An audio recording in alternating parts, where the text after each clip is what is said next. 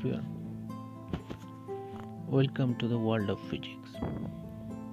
আজ আমরা ফিজিক্সকে নিয়ে আলোচনা করব, মানে ফিজিক্সের উৎস কি, ফিজিক্সের কাজ কি, ফিজিক্সে আমরা কেন পড়বো, এইসব নিয়ে আলোচনা করব এবং তারপরে অল্প একটু ডাইমেনশন অ্যানালিসিস করব।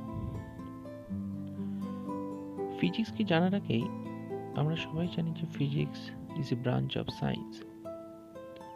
ফিজিক্সকে জানার আগে এসব আমরা সায়েন্সকে জেনে নিই। সায়েন্স কথাটা এসছে সাইন্টিয়া নামের একটা ল্যাটিন ওয়ার্ড থেকে, যার মানে টু নো, তার মানে কিছুকে জানা। আমরা সায়েন্স পড়ি কিছুকে জানার জন্য, লজিক্যালি সমস্ত কিছুকে ব্যাখ্যা করার জন্য। এর মধ্যে একটা সাবজেক্ট হলো ফিজিক্স, যে শব্দটা এসছে ফিউসিস নামের একটা গ্রিক ওয়ার্ড থেকে, যার মানে নেচার। তার মানে ফিজিক্স সব সময় নেচারের কথা বলে। তাহলে আমরা বলতেই পারি physics is all about to know nature. যেহেতু সায়েন্স মানে টু নো আর ফিজিক্স মানে নেচার, তাহলে আমরা বলতেই পারি যে physics is all about to know nature, or better to say that to study nature. Now to study anything we have to have some language. The language by which we interact with nature in physics is mathematics. তার মানে ফিজিক্সের language হলো mathematics, যার মাধ্যমে আমরা নেচারকে পড়তে পারি। তাহলে আমরা বলতেই পারি এক কথায় যে physics is the mathematical interpretation of nature and natural phenomena. তাহলে আমরা আশপাশের ওয়ার্ল্ডকে এখন আমরা নতুন করে চিনব। সে ওয়ার্ল্ডকে আমরা শুধু ওয়ার্ল্ড বলে জানতাম, ফিজিক্সের ক্ষেত্রে সে ওয়ার্ল্ডকে আমরা বলবো ফিজিক্যাল ওয়ার্ল্ড। এই ফিজিক্স সাবজেক্টটাকে কখনো কখনো এক্স্যাক্ট সায়েন্স বলা হয়ে থাকে, তার কারণ গোটা ফিজিক্স সাবজেক্টে ডিপেন্ড করছে মেজারমেন্টের উপর। আমি যদি এখানে একটি গল্প বলি, যে আমাকে জিজ্ঞেস করা হলো একটি জায়গা থেকে আরেকটি জায়গায় কিভাবে যাব, খুব সহজে কেউ বলতে পারে একটি অটো ধরুন এবং যে জায়গায় আপনি যেতে চান সেখানে নাম বলুন, পৌঁছে যাবেন।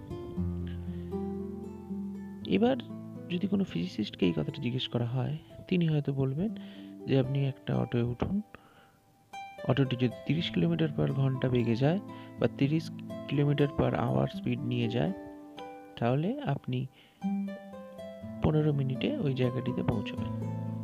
এই যে মেজারমেন্ট ভিত্তিক কথা, এইটার কারণে ফিজিক্সকে বলা হয় এক্স্যাক্ট সায়েন্স। তাহলে আমরা দেখতে পাচ্ছি আমাদের চারিদিকে ফিজিক্স আছে। কেন না, ফিজিক্স নেচারকে ব্যাখ্যা করে, আর নেচারের মধ্যেই সব, তাই physics is everywhere. You switch on light, fan, AC, fridge, computer, it is physics. You think how moon galaxies rotate about a center, it is physics. You produce electricity, you measure weight, everywhere there is physics. Even when you are thinking that your blood is circulating as your heart pumps, it seems to be biology, but physics explains it. ফিজিক্সে একটা জিনিস জানার খুব দরকার আমাদের, সেটা হলো physical quantity. কেন ফিজিক্যাল কোয়ান্টিটি জানা দরকার? না, একটু আগে আমি বলেছি physics is all about measurement. Now what to measure, কাকে মেজার করব? আমরা বাজারে গিয়ে বলি যে দাদা 3 কেজি চাল দিন তো, তাহলে আমি কি চালকে মেজার করব? উত্তর হচ্ছে না, আমরা চালের মাসকে মেজার করব। তাহলে এই mass of the rice, it is physical quantity. That means any physical quantity which can be measured is called physical quantity, or all quantities that can be measured are called physical quantities, which is written here.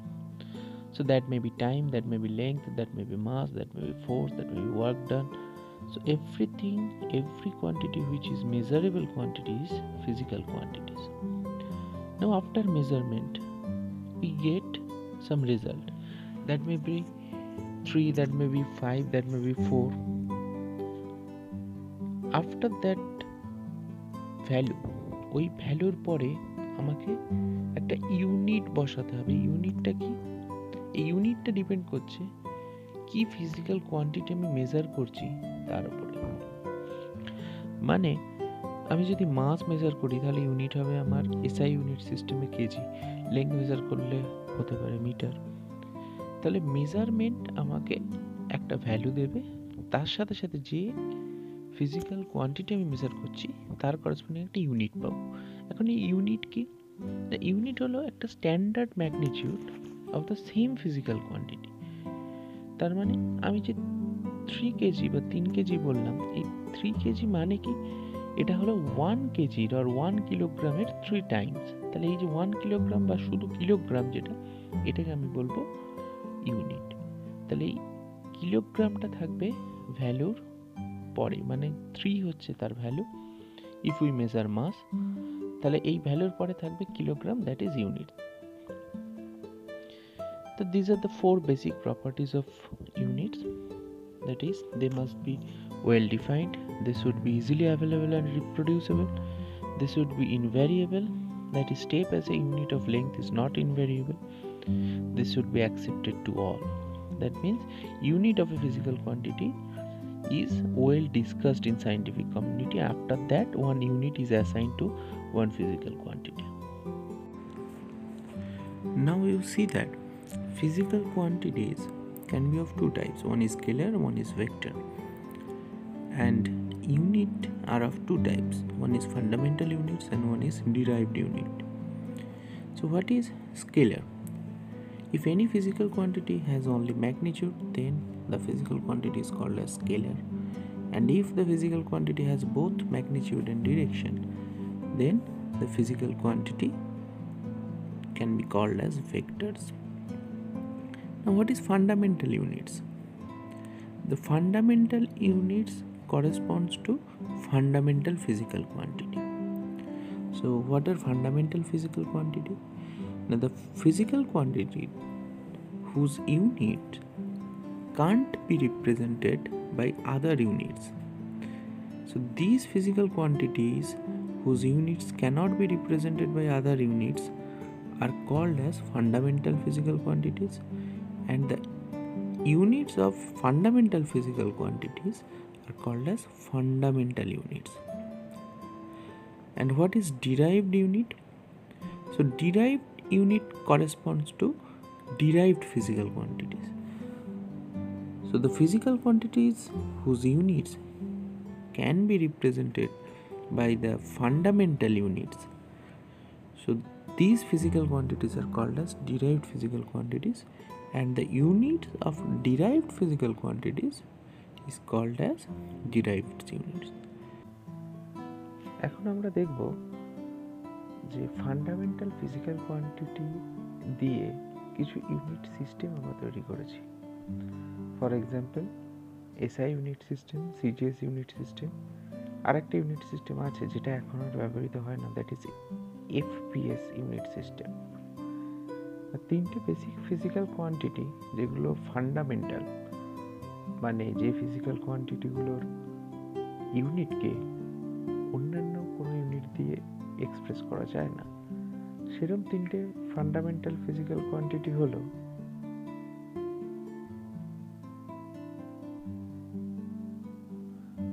Mass, length R time.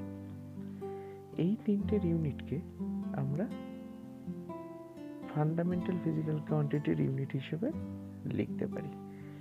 তাহলে SI unit সিস্টেমে মাসের unit কি? KG, that is kilogram, লেংথের unit হচ্ছে metre, আর টাইমের unit হচ্ছে second. Similarly CGS unit সিস্টেমে মাসের ইউনিট গ্রাম, লেংথের ইউনিট সেন্টিমিটার, আর টাইমের ইউনিট সেকেন্ড। এই এসআই ইউনিট সিস্টেমটাকে অনেক সময় এমকেএস ইউনিট সিস্টেমও বলা হয়। এমকেএস মানে লেংথের ইউনিটকে ফার্স্টে লেখা হয় মিটার, তারপরে মাসের ইউনিটকে লেখা হয় কিলোগ্রাম, তাহলে তার কে, আর টাইমের ইউনিটকে লেখা হয় সেকেন্ড লাস্টে, সেটা হচ্ছে এস। তাহলে এম কে এস, এইভাবে এসআই ইউনিট সিস্টেমটা এমকেএস ইউনিট সিস্টেমও বলে। আর সিজিএসকেও সিমিলারলি সেন্টিমিটার, গ্রাম, সেকেন্ড, তাহলে সেন্টিমিটারের সি, গ্রামের জি, আর টাইমের ইউনিট সেকেন্ডের এস, এটাকে সিজিএস সিস্টেম বলে। তো এছাড়াও আরও 4টে ফান্ডামেন্টাল ফিজিক্যাল কোয়ান্টিটি ইনক্লুডেড হলো ইন এসআই ইউনিট সিস্টেম। এই চারটে ফিজিক্যাল কোয়ান্টিটি মানে এই চারটে ফান্ডামেন্টাল ফিজিক্যাল কোয়ান্টিটি পরে অ্যাড হয়েছে। এগুলোর ইউনিট হলো যথাক্রমে টেম্পারেচারের ইউনিট কেলভিন, কারেন্টের ইউনিট অ্যাম্পিয়ার, লুমিনাস ইন্টেন্সিটির ইউনিট ক্যান্ডেলা, আর অ্যামাউন্ট অফ সাবস্টেন্সের ইউনিট মোল। এর মধ্যে দুটো ফিজিক্যাল কোয়ান্টিটি টেম্পারেচার আর কারেন্টের ইউনিট সিজিএসও আছে, যেমন কেলভিনের করেসপন্ডিং হচ্ছে ডিগ্রি সেন্টিগ্রেড, অ্যাম্পিয়ারের করেসপন্ডিং অ্যাম্পিয়ার, মানে এটাকে অ্যাম্পিয়ার দিয়ে লেখা হয়। কিন্তু লুমিনাস ইন্টেন্সিটি আর অ্যামাউন্ট অফ সাবস্টেন্সের কোনো ইউনিট সিজিএস ইউনিট সিস্টেমে কিন্তু নেই। এরপরে বলি যে এই যে 7টা ফান্ডামেন্টাল ফিজিক্যাল কোয়ান্টিটি আছে, এগুলোর ইউনিট ডিফারেন্ট ইউনিট সিস্টেমে ডিফারেন্ট। ফর এক্সাম্পল, মাসের ইউনিট এসআই ইউনিট সিস্টেমে কেজি, সিজিএস ইউনিট সিস্টেমে গ্রাম। তাহলে একই ফিজিক্যাল কোয়ান্টিটির ইউনিট ডিফারেন্ট ইউনিট সিস্টেমে ডিফারেন্ট। এই অ্যাম্বিগুইটিটাকে দূর করার জন্য আমরা কিছু নোটেশন ইউজ করব। তার মানে একটা ফিজিক্যাল কোয়ান্টিটিকে যদি একটা ইউনিট দিয়ে ডিনোট করা যেত তাহলে কিরকম হতো? সেইরকম ওই একটা ইউনিট হচ্ছে এই ক্যাপিটাল এম, এটাকে আমরা বলছি ডাইমেনশনাল নোটেশন, বা এটা হচ্ছে মাসের ডাইমেনশন। তাহলে capital M is dimension of mass. Similarly, capital L is dimension of length, capital T is dimension of time. Similarly, temperature dimension के theta, current dimension के ampere और I, luminous intensity dimension के CD বা candela, আর amount of substance dimension के mol হিসেবে লেখা হয়। সাধারণত ডাইমেনশনে একটা থার্ড ব্র্যাকেটের মধ্যে লেখা হয়, অথবা এমনি লিখলেও অসুবিধা নেই। এই 7টা ইউনিট সিস্টেমের বাইরেও আরও দুটো সাপ্লিমেন্টারি ইউনিট এসআই ইউনিট সিস্টেমে আছে। তার হলো যথাক্রমে প্লেন অ্যাঙ্গেলের ইউনিট রেডিয়ান আর সলিড অ্যাঙ্গেলের ইউনিট স্টেরিডিয়ান। এরপরে আমরা দেখি যে ডিরাইভড ফিজিক্যাল কোয়ান্টিটির ইউনিট এবং ডিরাইভড ফিজিক্যাল কোয়ান্টিটির ডাইমেনশন আমরা কি করে বার করতে পারি। আমরা যদি যে কোনো একটা ইউনিট সিস্টেমে, সেটা এসআই হোক বা সিজিএসই হোক, ইউনিট জানি, তাহলে তার ডাইমেনশন বের করা কোনো ব্যাপার না। এখন ডিরাইভড ফিজিক্যাল কোয়ান্টিটির ডাইমেনশন বার করতে হলে আমাকে সবার আগে এটা জানতে হবে যে ডিরাইভড ফিজিক্যাল কোয়ান্টিটির সাথে, মানে যে ডিরাইভড ফিজিক্যাল কোয়ান্টিটির ইউনিট আমার বার করতে হবে, সেই ডিরাইভড ফিজিক্যাল কোয়ান্টিটির সাথে ফান্ডামেন্টাল ফিজিক্যাল কোয়ান্টিটিস কিভাবে রিলেটেড। যদি সেটা আমি বার করে ফেলতে পারি, তাহলে ফান্ডামেন্টাল ফিজিক্যাল কোয়ান্টিটির ইউনিট আমরা প্রত্যেকটা ইউনিট সিস্টেমে জানি, বা ডাইমেনশনগুলোও আমরা জানি। তাহলে খুব সহজেই ডিরাইভড ফিজিক্যাল কোয়ান্টিটির ইউনিট বা ডাইমেনশন আমি বার করে ফেলতে পারবো, if we know the relation between the derived physical quantity and some fundamental physical quantities. তাহলে এটা একটা এক্সাম্পল দিয়ে বললে খুব সুবিধা হবে। যেমন ফোর্স, আমরা জানি ফোর্স একটা ডিরাইভড ফিজিক্যাল কোয়ান্টিটি। তাহলে আমাকে দেখতে হবে এই ফোর্স কিভাবে অন্যান্য ফান্ডামেন্টাল কোয়ান্টিটির সাথে রিলেটেড। তা আমরা নিউটনের সেকেন্ড ল থেকে জানি যে force is equal to mass into acceleration. Mass একটা ফান্ডামেন্টাল কোয়ান্টিটি, এটা নিয়ে আমাদের সমস্যা নেই। এরপরে আমরা দেখব অ্যাক্সিলারেশন। তাহলে অ্যাক্সিলারেশন এগেন একটা ডিরাইভড কোয়ান্টিটি। তাহলে এই ডিরাইভড কোয়ান্টিটিটাকে আমাকে এগেন একটা ফান্ডামেন্টাল কোয়ান্টিটির টার্মসে রিপ্রেজেন্ট করতে হবে। তাহলে অ্যাক্সিলারেশন মানে আমরা জানি ভেলোসিটি বাই টাইম, ভেলোসিটি মানে লেংথ বাই টাইম। তাহলে ভেলোসিটিটাকে লেংথ বাই টাইম দিয়ে লিখেছি, আর তলায় একটা টাইম আছে। তাহলে এটা হলো লেংথ বাই টাইম স্কোয়ার। তাহলে লেংথের ইউনিট, টাইমের ইউনিট আর মাসের ইউনিট জানলেই আমি ফোর্সের ইউনিট জেনে নেব। অথবা আমি বলতে পারি যে মাসের ডাইমেনশন, লেংথের ডাইমেনশন আর টাইমের ডাইমেনশন জানলেই আমি ফোর্সের ডাইমেনশন বার করে ফেলতে পারবো। তাহলে এখানে ডাইমেনশনাল ফর্মুলাটা হলো ফোর্সের ক্ষেত্রে mass into length into time to the power -2, কারণ তলায় টাইম আছে দুবার, সেই জন্য টাইম টু দি পাওয়ার -2। তাহলে মাসের ডাইমেনশন এম লেংথের ডাইমেনশন এল আর টাইমের ডাইমেনশন টি। তাহলে ফোর্সের ডাইমেনশনের ফর্মুলা হলো ml t⁻²। Similarly energy dimensional formula হবে ml² t⁻², কারণ এনার্জি মানে ফোর্স ইন্টু ডিসপ্লেসমেন্ট বা ফোর্স ইন্টু লেংথ, সেই একটা লেংথ মাল্টিপ্লাই হয়ে এটা এলটা l² হয়ে গেল। এভাবেই আমরা ডাইমেনশনাল ফর্মুলা একটা ডিরাইভ ফিজিক্যাল কোয়ান্টিটি বার করতে পারি। এই যে ডাইমেনশনাল ফর্মুলা আমি বলছি, এটাকে অনেক সময় ডাইমেনশনাল ইকুয়েশনও বলা হয়ে থাকে। এখানে আরেকটা জিনিস আমাদের খুব ইম্পর্টেন্ট ডাইমেনশনের ক্ষেত্রে যেটা জানা দরকার, সেটা হলো প্রিন্সিপাল অফ হোমোজেনিটি। এই প্রিন্সিপাল অফ হোমোজেনিটি কি না, এটাই বলা হচ্ছে যে ডাইমেনশনের মাল্টিপ্লিকেশন, ডিভিশন এগুলো হলেও অ্যাডিশন আর সাবট্রাকশন কিন্তু ফলো করে না ডাইমেনশন। তাহলে according to this principle, that is the principle of homogeneity, we can multiply physical quantities with same or different dimensional formula at our convenience. However, no such rule applies to addition and subtraction, where only like physical quantities can only be added or subtracted. তার মানে আমি বলতে পারছি যে এই p plus q এই দুটো যদি ইকুয়াল ফিজিক্যাল কোয়ান্টিটি না হয় তাহলে কিন্তু এদের অ্যাডিশন করা সম্ভব নয়। মানে দুটো গরুর সাথে চারটে হাতি কিন্তু আমি অ্যাড করতে পারবো না।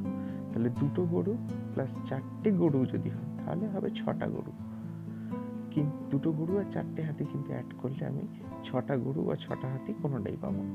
এটা কিন্তু আমাদের মাথায় রাখতে হবে। তাহলে P R কিউকে same physical quantity হতে হবে যদি এদের অ্যাড করতে হয়। সিমিলারলি সাবট্রাকশনের ক্ষেত্রেও তাই। এবারে আমরা আরো কিছু এক্সাম্পল দেখি কিভাবে একটা ডিরাইভড ফিজিক্যাল কোয়ান্টিটির ডাইমেনশন বার করা যায়, যেমন কাইনেটিক এনার্জির ডাইমেনশন। তাহলে আমি আগেই বলেছি কোনো একটা ডিরাইভড ফিজিক্যাল কোয়ান্টিটির ডাইমেনশন বার করতে হলে তার সাথে কিভাবে ফান্ডামেন্টাল ফিজিক্যাল কোয়ান্টিটিসরা রিলেটেড সেটা দেখে নিতে হবে। তাহলে আমরা জানি kinetic energy is equal to half mv²। তাহলে এই হাফের কোনো ডাইমেনশন নেই, কারণ হাফকে আমরা মেজার করতে পারি না। Anything which can be measured has dimension or unit. Since half cannot be measured, so half has no unit or dimension. তাহলে এক্ষেত্রে মাসের ডাইমেনশন কি? Capital M. ভেলোসিটির ডাইমেনশন কি? ভেলোসিটি মানে লেংথ বাই টাইম, তাহলে এল বাই টি। লেংথের dimension L, টাইমের dimension T, so M L by T এর হোল স্কোয়ার। তাহলে এনার্জি ডাইমেনশন বা কাইনেটিক এনার্জির ডাইমেনশন হবে M L square L square by নিচে টি স্কোয়ার আছে, that is in denominator there is T, so it will be t⁻², কারণ by T square সেই জন্য t⁻²। তাহলে এনার্জি ডাইমেনশন হবে এম এল স্কোয়ার t⁻²। এটা আমরা আগেও একবার দেখেছি। নেক্সট ইলাস্ট্রেশনে আমি যদি বলে দিই যে kinetic energy is equal to alpha A square, যেখানে এসটা হলো ডিস্টেন্স আর কেটা হলো কাইনেটিক এনার্জি, তাহলে এক্ষুনি আমরা কাইনেটিক এনার্জির ডাইমেনশন পেলাম। আর এস এর ডাইমেনশন আমরা জানি এল, কারণ এস মানে ডিস্টেন্স। তাহলে আলফার ডাইমেনশন হবে just dimension of K by dimension of A square. তাহলে ডাইমেনশন অফ কে কি? এম এল স্কোয়ার t⁻², সেটা এখানে বসালাম। আর এ স্কোয়ারের ডাইমেনশন কি? এস এর ডাইমেনশন এল, তাহলে এ স্কোয়ারের ডাইমেনশন হবে এল স্কোয়ার, সেটা এখানে বসালাম। বসালে আমি আলফার ডাইমেনশন পাবো এল স্কোয়ার ক্যান্সেল হয়ে গেলে এম t⁻², অথবা এটাকে m⁻1 l⁻0 t⁻² লেখা যায়। এখানে আরেকটা ইলাস্ট্রেশন দেওয়া হয়েছে in the form of MCQ. সেখানে বলা হচ্ছে যে ডিসপ্লেসমেন্ট যদি টাইমের ফাংশন হয় মানে টাইমের ওপর ডিসপ্লেসমেন্ট ডিপেন্ড করছে এই রিলেশন অনুযায়ী, that is v0 by alpha 1 - e⁻⁻ αt। তাহলে এক্ষেত্রে v0টাকে কনস্ট্যান্ট এবং আলফাটাকেও কনস্ট্যান্ট বলা হচ্ছে, পজিটিভ কনস্ট্যান্ট। তাহলে আমাকে বার করতে হবে v0 আর আলফার ডাইমেনশন কি। এখানে একটা ইম্পর্টেন্ট জিনিস বলে রাখার, যে এই e⁻−α এটা হলো একটা এক্সপোনেন্ট ফর্ম, মানে জাস্ট লাইক 2⁻3 or 3⁵ এরকম। তাহলে এই যে 2⁻3 মানে 8, এইটা তো একটা কনস্ট্যান্ট। তাহলে এই কনস্ট্যান্টের কোনো ডাইমেনশন থাকে না, আমরা আগেই ডিসকাস করেছি। তাহলে এখানে কোনো এক্সপোনেন্টের কিন্তু কোনো ডাইমেনশন থাকবে না। আর ডাইমেনশন থাকবে না মানে আমি ধরে নেব ডাইমেনশনটা হচ্ছে 1। ডাইমেনশন 1 মানে কিন্তু সেটা ভ্যালু নয়, এটা মাথায় রাখতে হবে। কারণ তোমাদের মনে হতেই পারে যে e⁻−α ডাইমেনশন 1 হলে 1 - 1 0 হয়ে যাবে, তা কিন্তু নয়। ডাইমেনশন 1 মানে তার ইউনিটটা কিছু থাকছে না। তাহলে এই e⁻−α আর 1 এই দুটোর কোনো ডাইমেনশন আমি কনসিডার করব না, তার মানে কিন্তু এটা 0 হয়ে যাচ্ছে, এদের কোনো ডাইমেনশন থাকছে না, মানে এদের কোনো ইউনিট নেই। ইউনিটটা আমি ধরবো না আপাত দৃষ্টিতে। তো এক্ষেত্রে x ইজিক্যাল টু তাহলে হবে x এর ডাইমেনশন ইজিক্যাল টু হবে v0 এর ডাইমেনশন বাই আলফার ডাইমেনশন। তাহলে v0 এর ডাইমেনশন হবে x এর ডাইমেনশন ইন্টু আলফার ডাইমেনশন।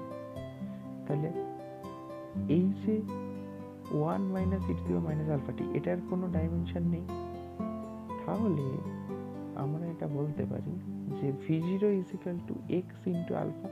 এই উইদিন থার্ড ব্র্যাকেট আছে, তার মানে এটা এক্সপ্রেস করছে ডাইমেনশন। তাহলে dimension of v0 is equal to dimension of x into dimension of alpha. তাহলে এখান থেকে আমি এটা খুব সহজে বলতে পারি যে v0 বাই আলফা। v0 কি? v0 ইজ এ কনস্ট্যান্ট, এই কনস্ট্যান্টের ডাইমেনশন বার করতে হবে। আর এখানে দেখো আলফার সাথে যদি আমি টি মাল্টিপ্লাই করি, তাহলে আমি কিন্তু ডাইমেনশন লেস একটা কোয়ান্টিটি পাবো। এটা কেন পাবো না? এটা পাবো তার কারণ হচ্ছে এখানে দেখো, যদি 1 - e⁻−α এই পার্টটার কোনো ডাইমেনশন না থাকে, তাহলে v0 বাই আলফার ডাইমেনশন x এর ডাইমেনশনের সাথে সমান হচ্ছে। বা আমি যেটা প্রথমেই বললাম যে v0 এর ডাইমেনশন x এর ডাইমেনশন আর আলফার ডাইমেনশনের সাথে সমান হচ্ছে। তাহলে এখানে দেখো আলফার সাথে যদি আমি টি মাল্টিপ্লাই করি, তাহলে আমার কি পাওয়া উচিত? আলফার সাথে টি মাল্টিপ্লাই করলে এখানে v0 বাই আলফা হচ্ছে x এর ডাইমেনশন। তাহলে আলফার সাথে টি ডাইমেনশন করলে আমার একটা ডাইমেনশন লেস কোয়ান্টিটি পাওয়া উচিত। আর ডাইমেনশন লেস কোয়ান্টিটি মানেই কিন্তু তার ডাইমেনশনটাকে আমি ধরবো 1। কেন 1 ধরবো? কারণ ডাইমেনশন লেস মানে m এর পাওয়ারও 0, l এর পাওয়ারও 0 আর t এর পাওয়ারও 0, মানে তার কোনো m ভ্যালুও নেই, তার কোনো l ভ্যালুও নেই, তার কোনো t ভ্যালুও নেই। তাহলে এক্ষেত্রে আলফার ডাইমেনশন আর t এর ডাইমেনশন যদি মাল্টিপ্লাই করি, আমি পাচ্ছি 1, that is m0 l0 t0।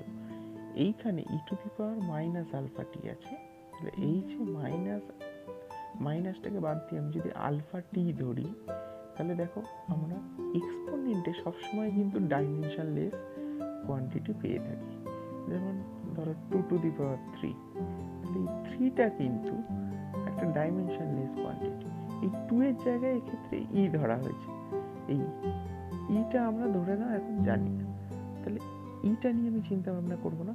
But two the পাওয়ার যদি থাকে, তাহলে এই যে -α এর আলফা টি এর পার্টটা, এটা কিন্তু ডাইমেনশন লেস হবে। তাহলে এটা ডাইমেনশন লেস মানে এই রিলেশনটা হচ্ছে যে আলফার ডাইমেনশন আর টি এর ডাইমেনশন, আলফার ডাইমেনশন আর টি এর ডাইমেনশন মাল্টিপ্লাই করলে আমি পাবো m0 l0 t0, তাহলে সেখান থেকে আলফার ডাইমেনশন পাচ্ছি m0 l0 t0 by t, that is m0 l0 t to the power minus 1। তাহলে এই আলফার ডাইমেনশন যদি এবার আমি এই রিলেশনে বসিয়ে দিই, তাহলে আমি পাচ্ছি m0 l1, l1টা কেন এলো না, x এর ডাইমেনশন হচ্ছে l, কারণ x বলা হচ্ছে এক্ষেত্রে পজিশন মানে সেখানে লেন্থের ডাইমেনশন l1 আর আলফার dimension t to the power minus 1, তাহলে v0 ডাইমেনশন হবে m0 l1 t to the power minus 1। Next ইলাস্ট্রেশনে দেখো বলা আছে the distance covered by a particle at time t is going to be x is equal to a plus bt plus ct square plus dt cube। তাহলে বার করতে হবে dimensions of a b c and d। এখানে আমার principal of homogeneity খুব কাজে লাগবে। কেন কাজে লাগবে না, প্রিন্সিপাল অফ হোমোজেনিটিতে বলছে যে সেম ডাইমেনশনের ফিজিক্যাল কোয়ান্টিটি ছাড়া অ্যাড করা সম্ভব নয় বা সাবস্ট্রাক্ট করা সম্ভব নয়। তাহলে এখানে দেখছি এ বিটি সিটি স্কোয়ার ডিটি কিউব এরা অ্যাডিশন অবস্থায় রয়েছে, যেটা এক্স এর সাথে সমান, মানে লেন্থের ডাইমেনশনের সাথে সমান। তাহলে আমি বলতে পারি according to principle of homogeneity of dimension, the dimension of A is equal to dimension of X. Similarly, dimension of BT is equal to dimension of X. Dimension of CT square is equal to dimension of X, and dimension of DT cube is equal to dimension of X.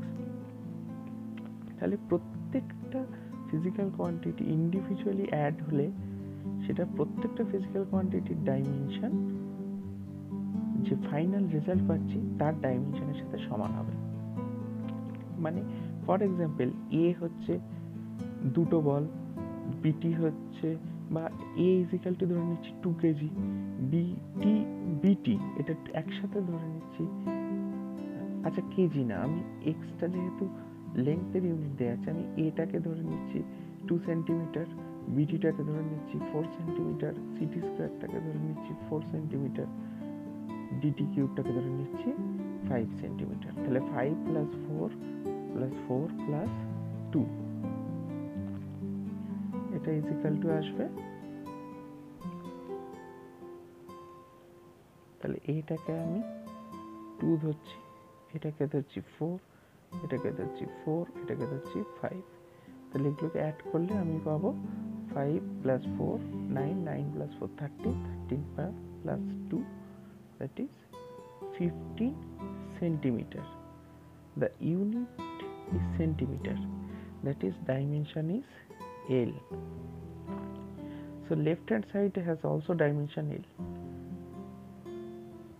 So it does not mean that 2 centimeter plus 4 centimeter it will give 15 into 15 centimeter. The centimeter will be same, that is unit. So the total unit or total dimension will be the dimension of the left side, that is dimension of distance. So individually we can say the dimension of A is equal to dimension of X, that is L. So dimension of BT will be dimension of X, that is L. So what will be B? B will be L by T. So L T to the power minus 1. Similarly, CT square is equal to dimension of X, that is L. So C will be L by T square, that is L T to the power minus 2. Sorry, exactly L T to the power minus 2, and DT cube will be is equal to dimension of X. So D will be is equal to L T to the power minus 3.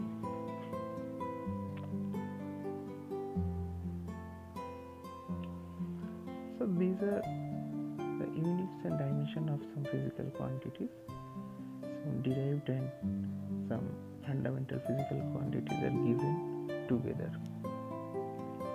If you need, you can copy this. So here we comes to the applications of dimension analysis. The first application is to convert units of physical quantity from one system of units to another.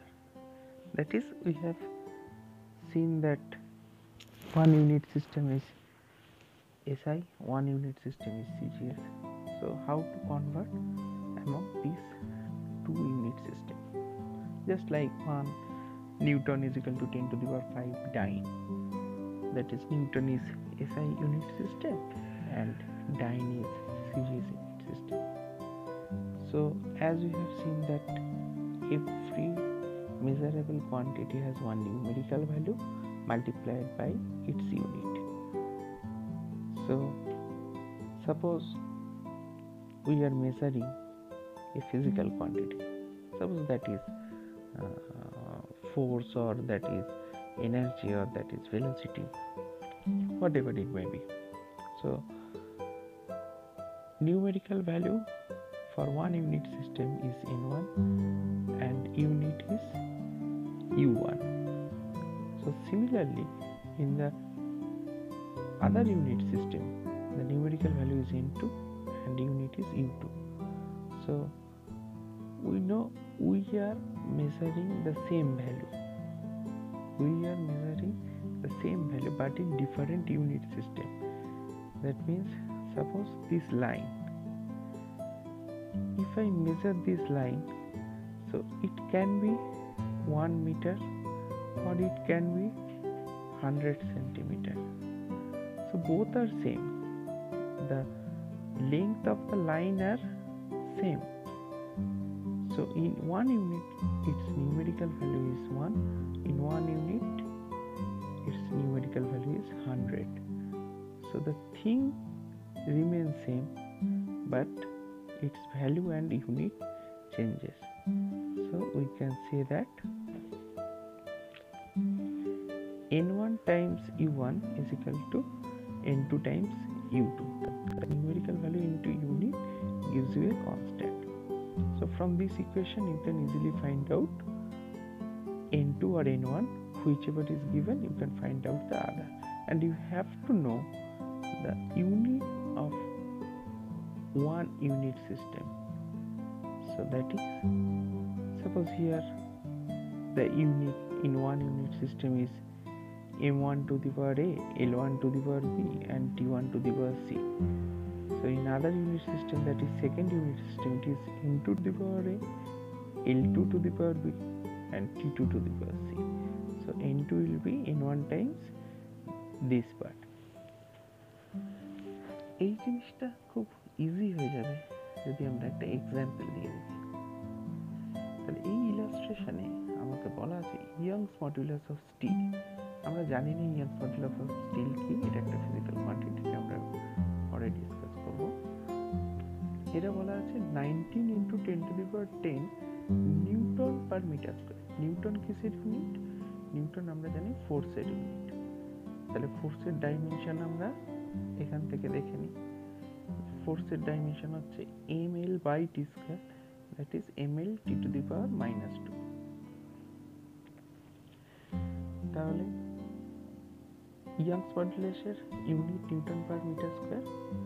তাহলে Young's মডুলাসের dimension কত হবে সেটা আমরা এখানে দেখেছি যে force by L square. Metre square মানে মিটার কিসের ইউনিট? লেংথের। এটা কিন্তু মাস নয়, এটা মিটার, মিটার স্কয়ার। তাহলে এই যদি ডাইমেনশন নিয়ে আমার আসবে এল স্কয়ার। তাহলে ফোর্সের ডাইমেনশন আমি দেখলাম যে ml t⁻² বাই এখানে আমরা পেলাম এল স্কয়ার। তাহলে এল আর তলায় একটা এল স্কয়ার আছে, তাহলে ml⁻⁻1 হবে আর t⁻²। এটা হচ্ছে y এর ডাইমেনশনের ফর্মুলা।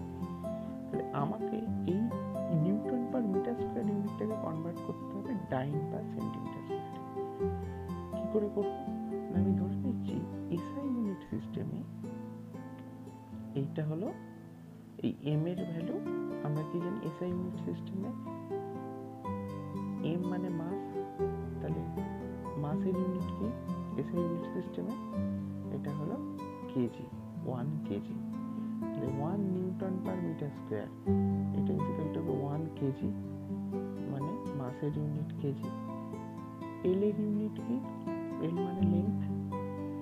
এল যদি ডাইমেনশন হয় তাহলে এসআই ইউনিট সিস্টেমে তার ইউনিট কত হবে না, লেন্থের ইউনিট আমরা জানি এসআই ইউনিট সিস্টেম মিটার, তাহলে লেন্থের ইউনিট হবে এখানে 1 মিটার, টু দি পাওয়ার -1 আছে সেটা থাকবে, আর টাইমের ইউনিট 1 সেকেন্ড, এটা টু দি পাওয়ার -2। সিমিলারলি যদি ডাইন পার সেন্টিমিটার স্কোয়ার হয় তাহলে এটা সিজিএস ইউনিট সিস্টেম, তাহলে 1 ডাইন পার সেন্টিমিটার স্কোয়ার মানে ইয়ংস মডুলাসের যে সিজিএস ইউনিট সেটা ইজিক্যাল টু হবে এম এর ইউনিট, এম মানে মাস, মাসের ইউনিট ইন সিজিএস সিস্টেম হবে 1 গ্রাম, লেন্থের ইউনিট ইন সিজিএস সিস্টেম হবে 1 সেন্টিমিটার, টাইমের ইউনিট ইন সিজিএস সিস্টেম হবে 1 সেকেন্ড। তাহলে এটা বসে আমি পাচ্ছি 1 gram 1 centimetre to the power -1 আর 1 সেকেন্ড টু দি পাওয়ার -2। তাহলে আমি যদি 1 newton per metre square by 1 dyne per centimetre square করি তাহলে আমি পাবো তার ভ্যালুটা পাবো 10। তাহলে 1 newton per metre square is equal to আসছে 10 ডাইন পার সেন্টিমিটার স্কোয়ার, তাহলে 19 into 10 to the power 10 newton per metre square মানে আসবে এর সাথে একটা এক্সট্রা 10 মাল্টিপ্লাই হবে, তাহলে হবে 10 টু দি পাওয়ার 11, তাহলে 19 into 10 to the power 10 newton per metre square is equal to 19 into 10 to the power 11 dyne per centimetre square. এইভাবে আমরা একটা ইউনিট সিস্টেম থেকে আরেকটা ইউনিট সিস্টেমে কনভার্ট করতে পারি। এর নেক্সট অ্যাপ্লিকেশন হচ্ছে to check the correctness of any physical relation using dimensional formula। তাহলে ডাইমেনশন থেকে কিভাবে আমি একটা ফিজিক্যাল রিলেশনের কারেক্টনেস চেক করতে পারি। কোনো ফিজিক্যাল রিলেশন যদি কারেক্ট হয় that physical relation must be dimensionally correct. তাহলে এর একটা ইলাস্ট্রেশন দিয়ে আমি বলি, এই তিনটে পয়েন্ট একটু দেখে নাও। যে পাওয়ার ডাইমেনশনলেস হয়, যেটা আমি আগেই বললাম যে e to the power minus alpha T dimensionless ছিল। ডাইমেনশনলেস মানে ডাইমেনশনটাকে আমি 1 ধরে নাও। Sine theta, e to the power theta, cos theta, log theta এগুলো ডাইমেনশনলেস। থিটার এক্সপ্রেশনও কিন্তু ডাইমেনশনলেস হবে। আর আমরা এটা দেখেছি হোমোজেনিটি থেকে যে we can add or subtract quantity having same dimensions, that is principle of homogeneity। এখানে একটা ইলাস্ট্রেশন দিচ্ছি কি করে আমরা একটা ফিজিক্যাল রিলেশনের কারেক্টনেস চেক করব ইউজিং ডাইমেনশন।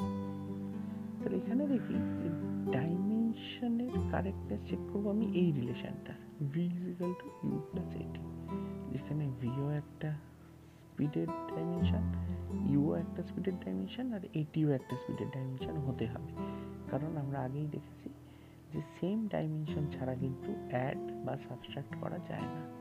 তাহলে ইউ এর ডাইমেনশনও ভি এর সাথে সমান, এটির ডাইমেনশনও ভি এর সাথে সমান। তাহলে আমরা দেখি যে ভি এর ডাইমেনশন কি, এটা ভেলোসিটির ডাইমেনশন বা স্পিডের ডাইমেনশন, এটা হবে লেন্থ পার টাইম, তাহলে L to the power -1। Similarly U এর ডাইমেনশন হবে again L to the power -1, আর এটির ডাইমেনশন হবে, এর ডাইমেনশন কি অ্যাক্সিলারেশন, সেটা আমরা লিস্ট থেকে দেখে নিতে পারি। লিস্ট থেকে আমরা জানি অ্যাক্সিলারেশন মানে, আমি যদি ইউনিট দেখি তাহলে লিস্ট দেখার দরকার হবে না। অ্যাক্সিলারেশন ইউনিট হচ্ছে এসআই ইউনিট সিস্টেমের মিটার পার সেকেন্ড স্কয়ার।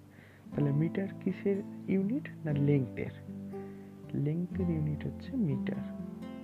তাহলে লেংথের ডাইমেনশন কি এল, মিটার পার সেকেন্ড স্কয়ার।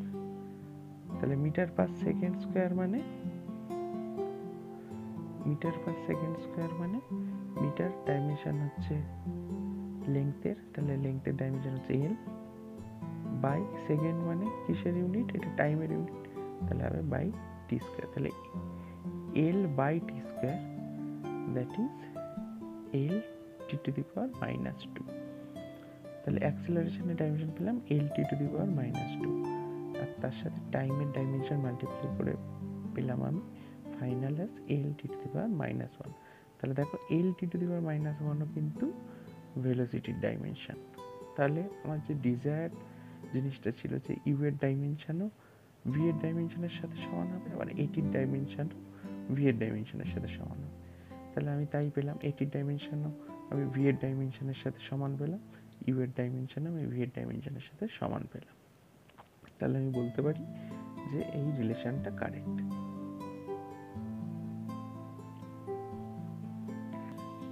আমি আরেকটা এক্সাম্পল যদি দেখি এই কারেক্টনেস চেক করার, একটা খুব কমন এক্সাম্পল যেটা আমরা অলরেডি আগে পড়েছি, সেটা হলো x = ut + ½ at স্কয়ার। এটা আমরা জানি যে এই ইকুয়েশনটা কারেক্ট, তাহলে এটা আমি চেক করি ডাইমেনশনালি এটা সত্যি কারেক্ট কিনা। তাহলে তার জন্য আমাকে ঠিক আগের মতোই লেফট হ্যান্ড সাইডের টোটাল ডাইমেনশন বার করতে হবে আর রাইট হ্যান্ড সাইডের ডাইমেনশন বার করতে হবে। দুটো যদি ইকুয়াল হয় তাহলে আমি বলতে পারবো যে ইকুয়েশনটা কারেক্ট। তাহলে লেফট হ্যান্ড সাইডে x আছে, এটা অ্যাকচুয়ালি ডিসপ্লেসমেন্টকে ইন্ডিকেট করছে। ডিসপ্লেসমেন্টের ডাইমেনশন l, কারণ ওটা লেংথের ইউনিটের সাথে সমান, তাহলে তার ডাইমেনশনও লেংথের ডাইমেনশনের সাথে সমান হবে। তাহলে লেফট হ্যান্ড সাইডের ডাইমেনশন হচ্ছে l।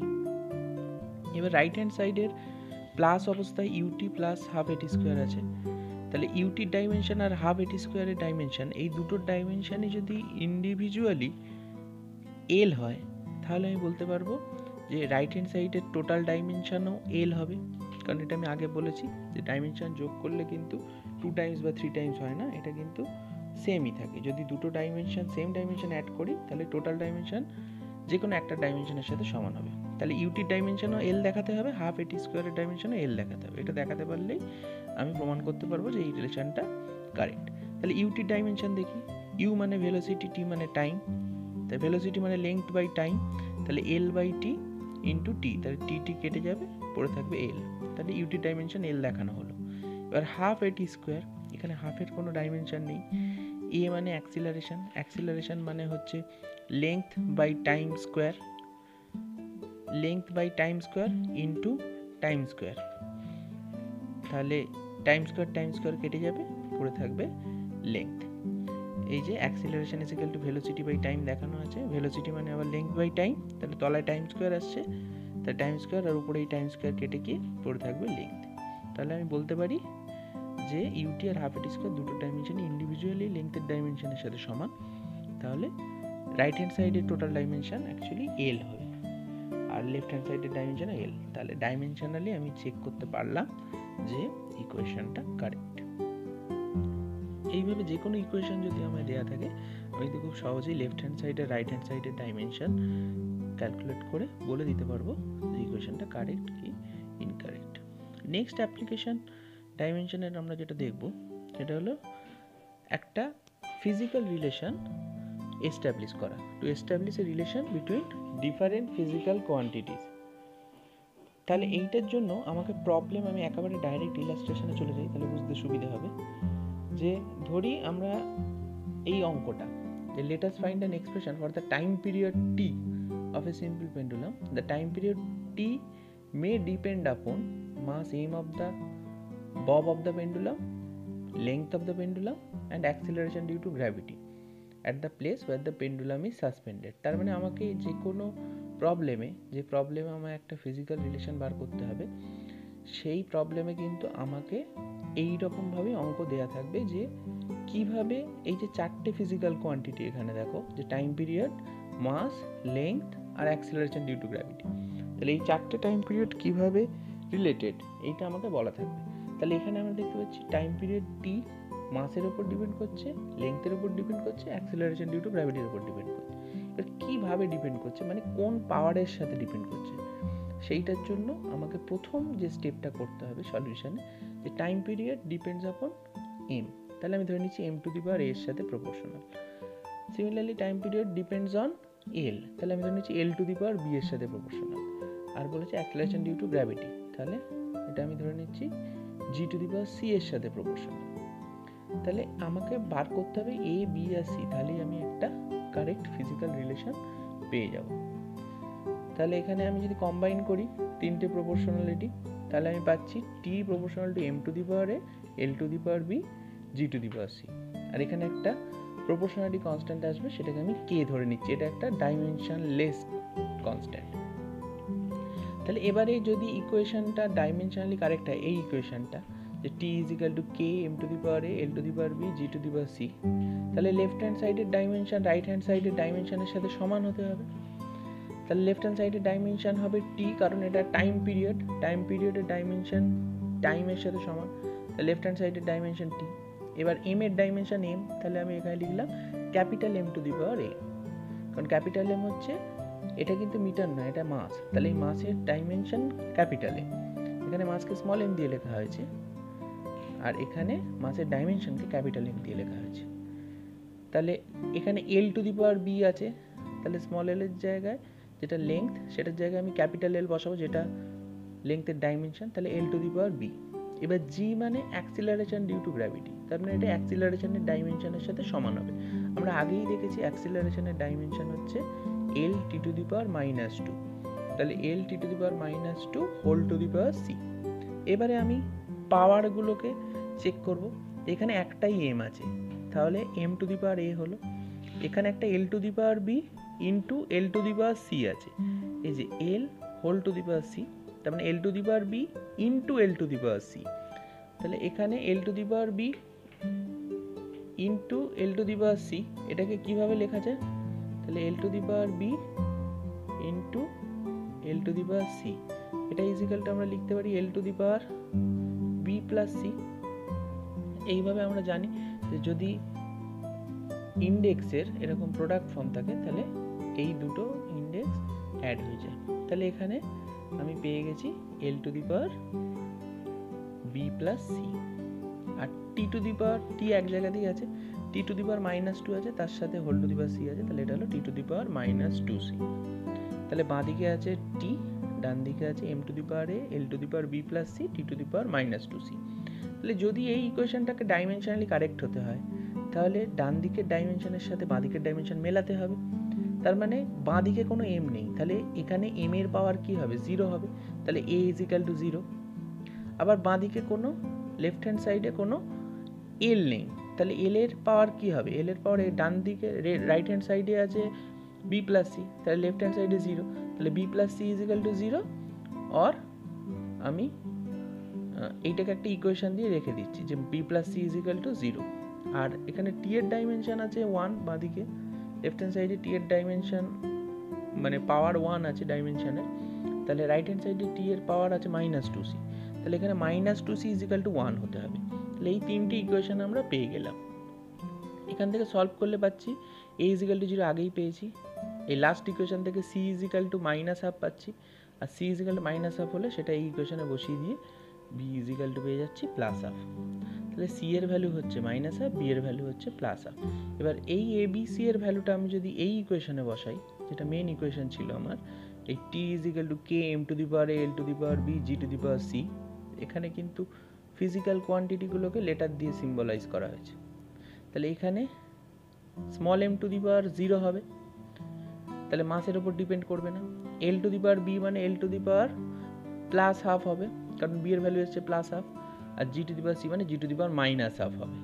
তাহলে টি ইজ ইকাল টু আসছে K L to the power half G to the power minus half, তার মানে টু দি পাওয়ার হাফ মানে রুট, এটাকে আমরা এইভাবে লিখতে পারি K root over L by G.